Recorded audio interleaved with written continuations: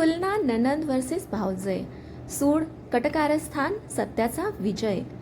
सकाळची वेळ. कुलकर्णी कुटुंबाच्या मोठ्या वाड्यात लगबग सुरू होती. घरात नव्या सुनेचं आगमन झालं होतं. आर्या सुंदर, सुस्वभावी आणि सुशिक्षित होती.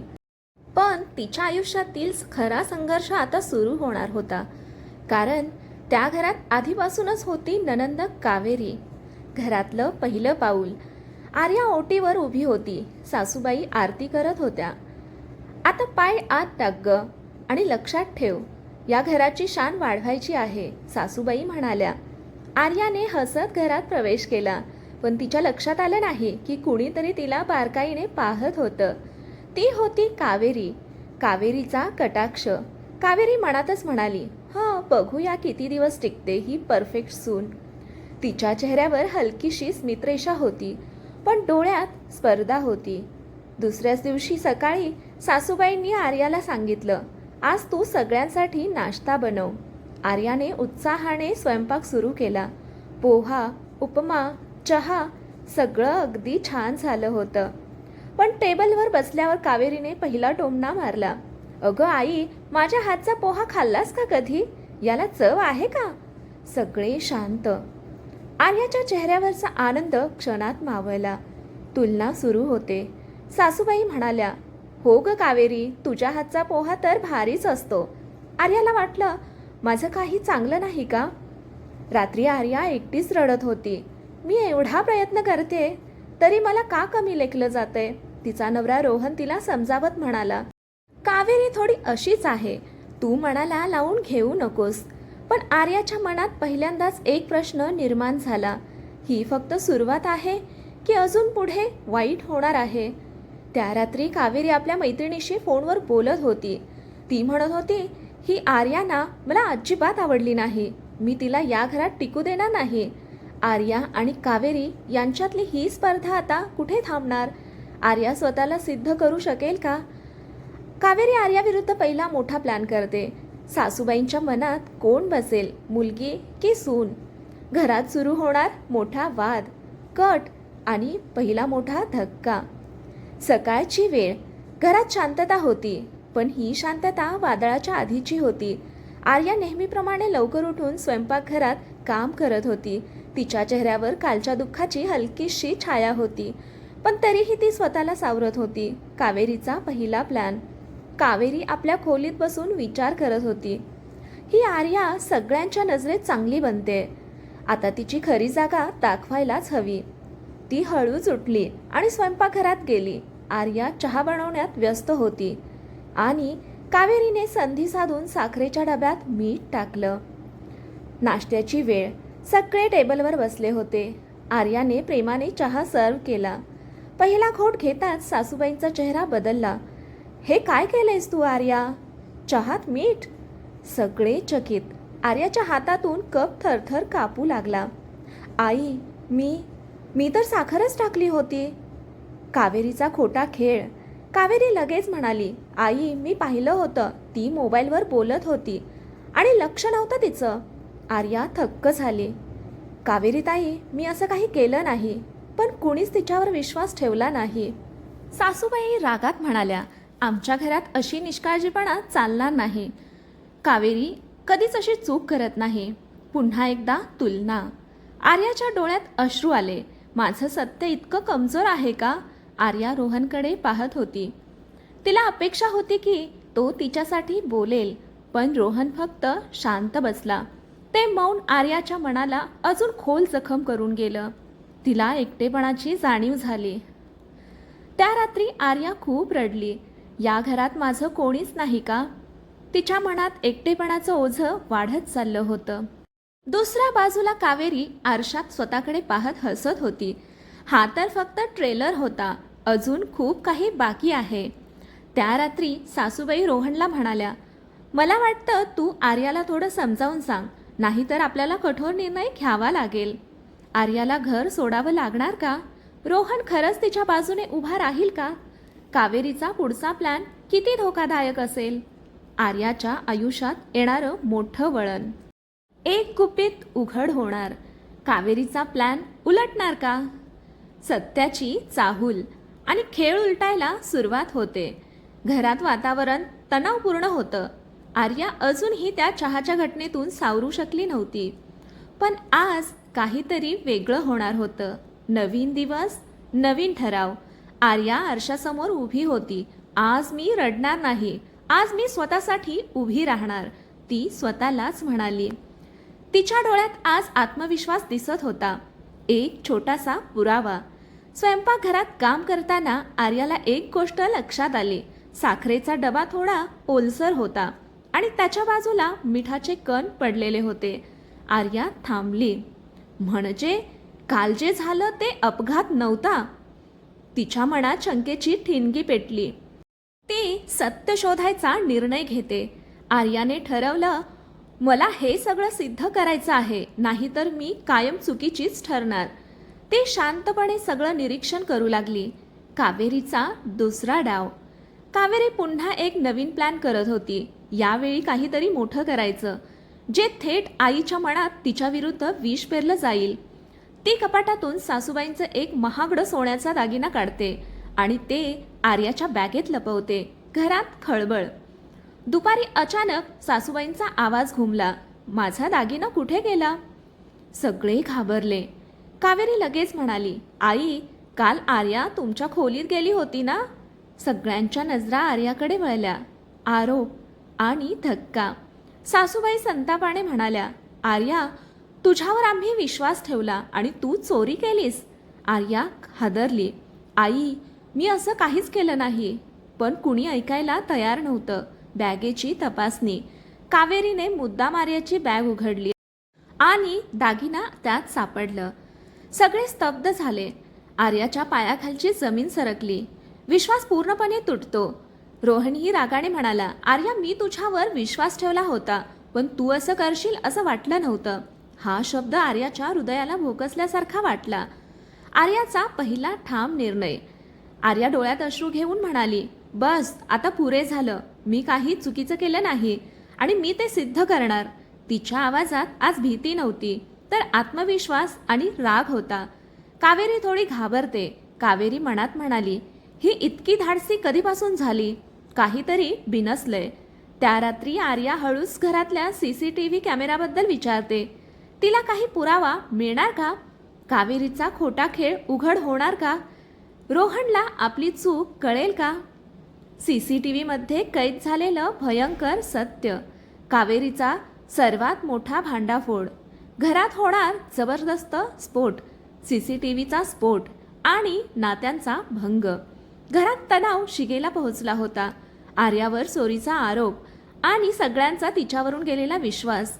पण आज सत्य स्वतः बोलणार होतं. गुपित उघडण्याची तयारी. रात्री सगळे झोपल्यावर आर्या हळूच उठली. तिचं हृदय जोरात धडधडत होतं. ती थेट स्टोअर रूमकडे गेली. तिथे CCTVचं मॉनिटर होतं. देवा, आज मला न्याय दे, ती पुटपुटली. आर्या फुटेज मागे फिरवत होती. अचानक स्क्रीनवर काहीतरी दिसलं. कावेरी स्वयंपाकघरात जाते. साखरेच्या डब्यात काहीतरी मिसळते. आर्याचे डोळे मोठे झाले. म्हणजे चहात मीठ टाकणारी तीच होती. दुसरा मोठा धक्का. आर्याने पुढचं फुटेज पाहिलं. कावेरी हळूच सासूबाईंच्या खोलीत जाते. दागिना घेते आणि तो आर्याच्या बॅगेत ठेवते. आर्या स्तब्ध झाली. तिच्या डोळ्यात अश्रू होते. पण यावेळी ते दुःखाचे नव्हते, ते होते सत्य सापडल्याचे. दुसऱ्या दिवशी सकाळी आर्याने सगळ्यांना हॉलमध्ये बोलावलं. सासूबाई चिडून म्हणाल्या, आता अजून काय नाटक आहे? आर्या शांतपणे म्हणाली, आज नाटक नाही, सत्य पहा. CCTV play. स्क्रीनवर फुटेज सुरू झालं. सगळे अवाक. कावेरीचा खरा चेहरा सगळ्यांसमोर आला. कावेरीचा भांडाफोड. सासूबाई हादरून म्हणाल्या, कावेरी, तू असं कसं करू शकलीस? रोहनच्या डोळ्यात राग होता. तू माझ्या बायकोचं आयुष्य खराब केलं. कावेरी गोंधळली. शब्दच फुटत नव्हते. आर्याचं मन तुटलेलं. आर्या डोळ्यात पाणी घेऊन म्हणाली, आई, तुम्ही मला एकदाही विचारलं नाही, फक्त आरोप केले. तिच्या आवाजात वेदना होती. सासूबाईंचा पश्चाताप झाला. सासूबाई रडत म्हणाल्या, माझ्याकडून मोठी चूक झाली आर्या, मला माफ कर. रोहनचाही संताप झाला. रोहन कावेरीकडे वळून म्हणाला, आजपासून तू माझ्यासाठी काहीच नाहीस. कावेरीने शेवटचा वार करायचे ठरवले. कावेरी रडत ओरडली, हो मीच केलं सगळं, कारण मला सहन होत नव्हतं की ही सगळ्यांची लाडकी बनते. घरात शांतता पसरली. कावेरी अचानक म्हणाली, पण लक्षात ठेवा, ही कथा इथे संपणार नाही. कावेरी अजून काही भयंकर प्लॅन करणार आहे का? आर्या खरंच या घरात शांततेने राहू शकेल का? नात्यांमधला हे तुटलेला धागा पुन्हा जोडला जाईल का? कावेरीचा सूड आणखी धोकादायक. आर्याच्या आयुष्यात येणार नवीन संकट.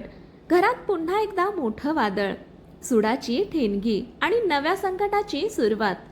सीसीटीव्हीमुळे सत्य समोर आलं. आर्याचा सन्मान परत मिळाला, पण कावेरीच्या मनात पेटलेली सुडाची आग आता अधिक भडकली होती. ही वादळानंतरची शांतता होती की वादळाची चाहूल?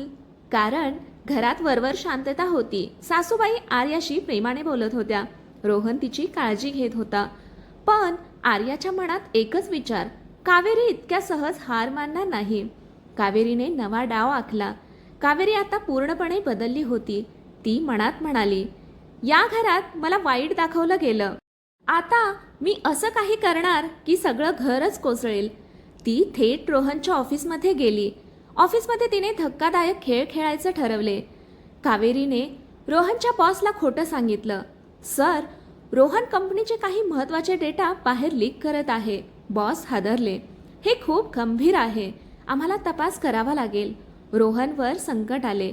दुसऱ्याच दिवशी रोहनला ऑफिसमधून कॉल आला. रोहन, तुझ्यावर गंभीर आरोप आहेत. तू सस्पेंड आहेस. रोहनच्या पायाखालची जमीन सरकली. घरात पुन्हा तणाव. रोहन घरी आला. चेहऱ्यावर तणाव स्पष्ट होता. आई, माझी नोकरी गेली, तो म्हणाला.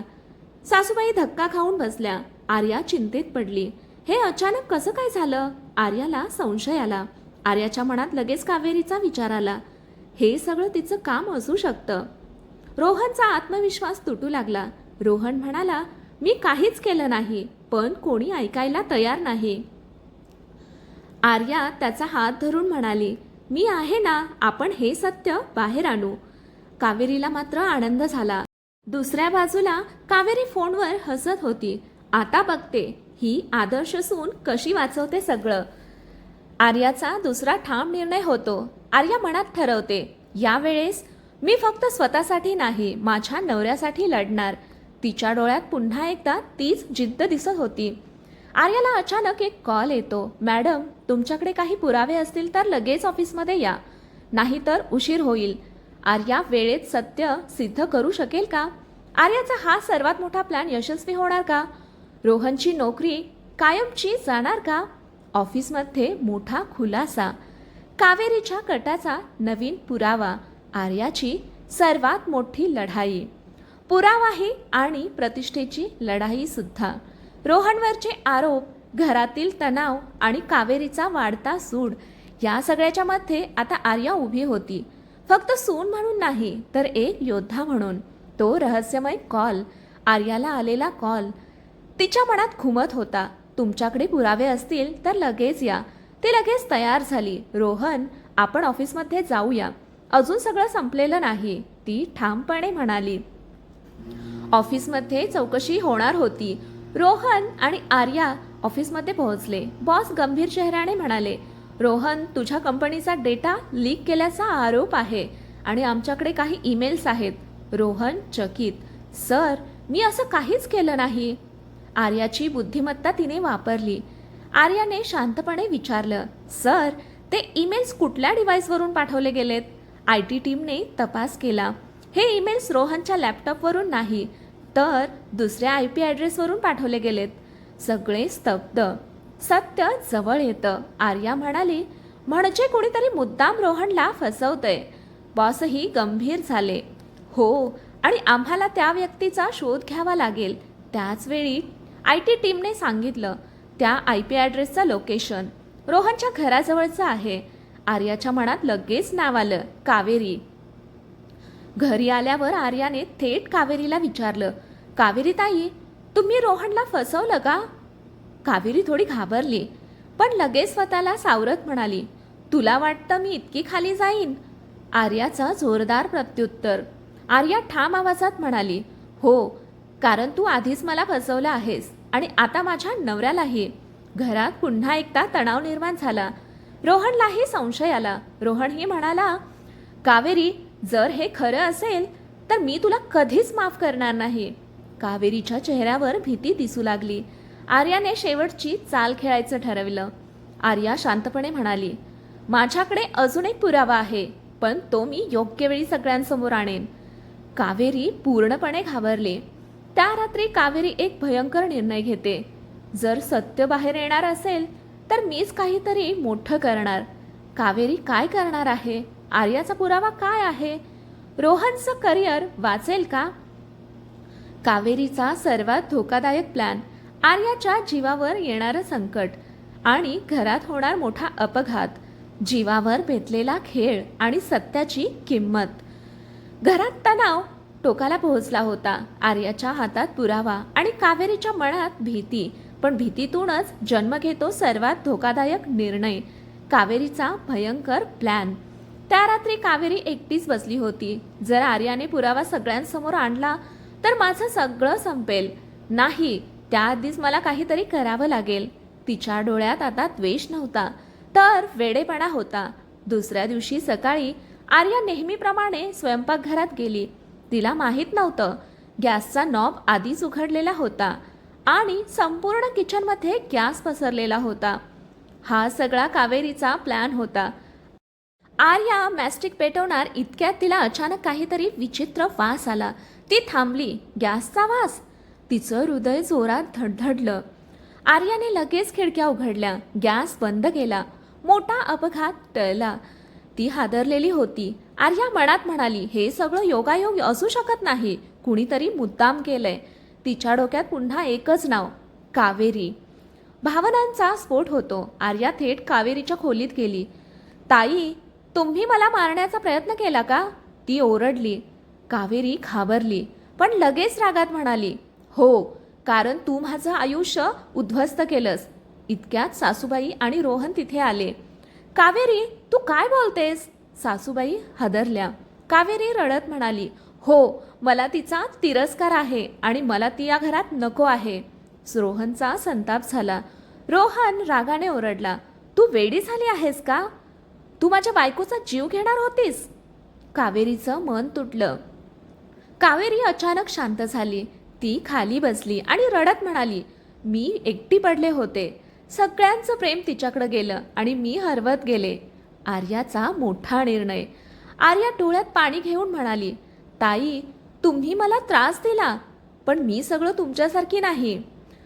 सगळे तिच्याकडे पाहत राहिले. तेवढ्यात पोलिसांचा सायरन घराबाहेर ऐकू येतो. कोणी पोलिसांना कॉल केला? कावेरीला अटक होणार का? आर्या काय निर्णय घेणार?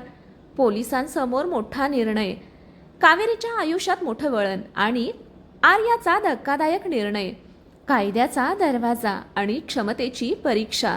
घरासमोर पोलिसांची गाडी थांबली. सायरनचा आवाज ऐकताच सगळ्यांचं हृदय धडधडू लागलं. आज निर्णय होणार होता. नातं वाचणार की ते नातं कायमचं तुटणार. पोलिसांचा घरात प्रवेश. 2 पोलीस घरात आले. इथे गॅस लीक आणि जीवाला धोका निर्माण केल्याची तक्रार आली आहे, त्यांनी गंभीर आवाजात सांगितलं. सगळे एकमेकांकडे पाहू लागले.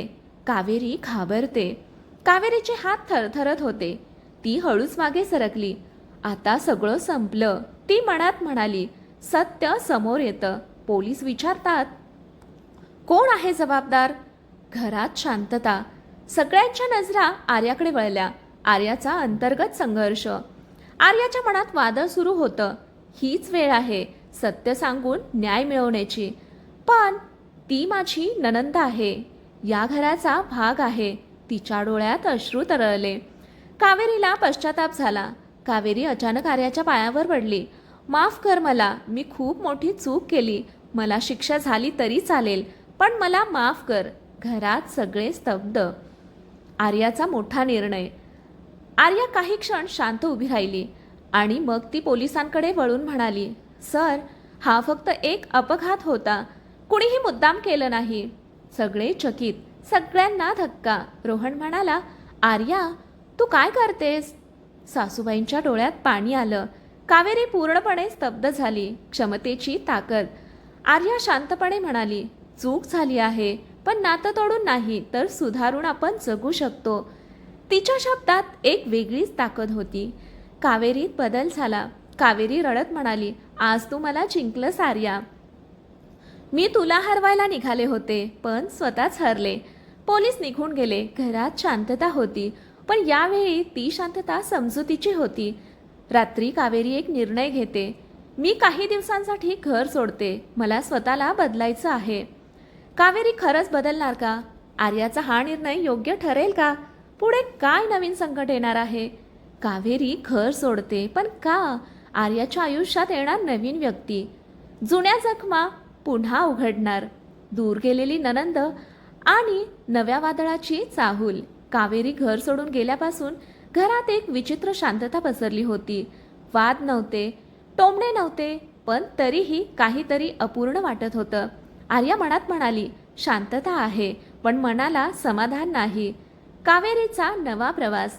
कावेरी एका छोट्या शहरात आपल्या मैत्रिणीकडे राहायला गेली होती. ती आरशात स्वतःकडे पाहत म्हणाली, मी काय बनले होते? इतकी वाईट कशी झाले मी? तिच्या डोळ्यात आता खऱ्या पश्चातापाचे अश्रू होते. आर्याच्या आयुष्यात नवी व्यक्ती. एक दिवस घरात एक नवीन पाहुणा आला. रोहनचा कॉलेज फ्रेंड आदित्य. आदित्य हुशार, आत्मविश्वासू आणि खूपच मैत्रीपूर्ण होता. तो आर्याशी बोलताना म्हणाला, रोहन खूप लकी आहे, त्याला तुझ्यासारखी पत्नी मिळाली. आर्या हसली, पण रोहनच्या चेहऱ्यावर हलकीशी नाराजी दिसली. नवीन गैरसमजाची सुरुवात.